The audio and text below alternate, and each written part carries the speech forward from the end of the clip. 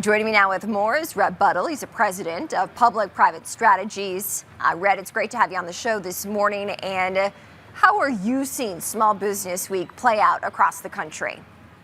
Hey, well, great to see you and happy Small Business Week. And, every day we celebrate the impact our entrepreneurs make in our communities, but this week is an amazing opportunity to really lift them up. And, small businesses are continuing to thrive. I will say that, it's a moment of uncertainty for a lot of small businesses, particularly as we see them trying to deal with a lot of decisions coming out of the administration as it relates to tariff. Many small business owners are trying to grapple with that decision. Many of them continue to be resilient and forward-looking, and so we continue to lift them up this week as it's very important week. How are small businesses, Rhett, according to your research, adapting in this current economic environment? Yeah, so we do a lot of research to better understand how small business owners are feeling about things. And while they remain resilient, we are starting to see some reasons for pessimism. Small business owners, as they see many consumers, consumer sentiment is down. That obviously impacts them because consumers are a huge part of the small business flow. But also, as I noted, there's been a lot of uncertainty, particularly as it relates to tariffs. And for small businesses, it's really hard to manage the ability to deal with this sort of uncertainty. Unlike large businesses, which might have a little bit of more ability to sort of, change their cash flow or plan ahead, for small businesses, this uncertainty has caused a little bit of a challenge. Interesting. And in terms of how they'll adapt going forward, we do see interest rates remaining high. There is expectation, certainly among consumers, that prices will rise. Rhett, how are you finding that small business owners are changing the way that they operate in the wake of this?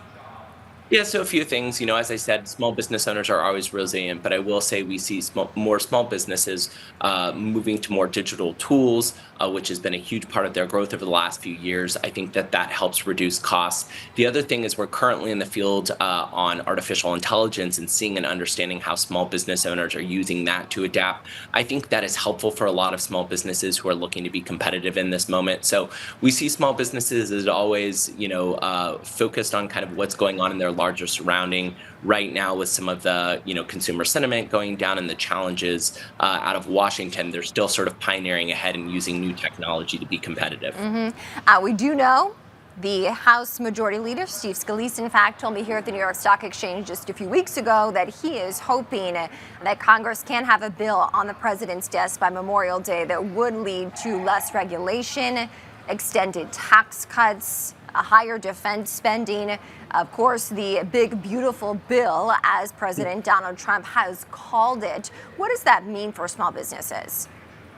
Well, look, I think for small businesses, one of the most important things with this bill is making sure that the tax code is fair. Most small business owners make below $250,000. And so for a lot of them, a lot of the tax hikes that are set to expire actually don't affect them. And in some cases, many of them pay, a much higher rate overall. And so getting that tax parity or sort of that tax equity for small businesses is really important. And we'll make sure that small business owners are having their conversations with the lawmakers.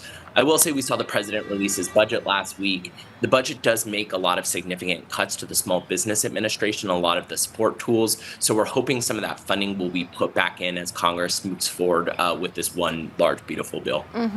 And how does Public-Private Strategy step in here to assist small businesses?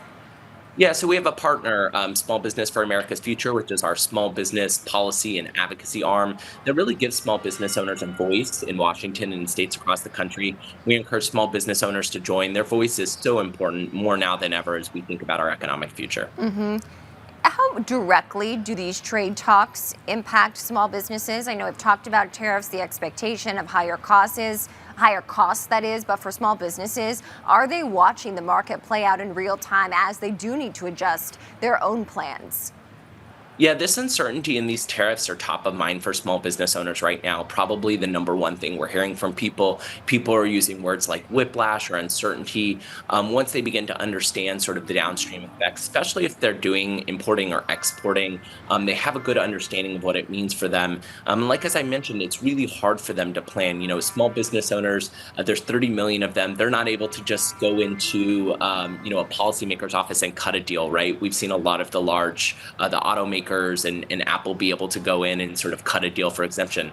For small business owners, that's really not possible. And so these downstream effects have really been hurtful to many small business owners who are still navigating and trying to find a way forward. And access to skilled labor, Rhett, is that something that has improved over the past few months? For small business owners, getting access to that skilled labor force that they really need has been a challenge of late. It always continues to be a challenge for small business owners who always strive to offer, competitive benefits against larger businesses who generally have more robust packages.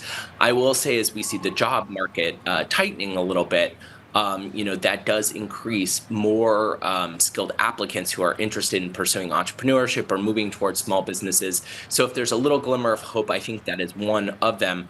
Of course, the general market sentiment has a lot of small businesses in a pause who before were hiring at a pretty rapid rate. Right now, we're seeing a lot of small businesses, particularly with what's going on with uncertainty and tariffs, think about holding on hiring for a few weeks and a few months.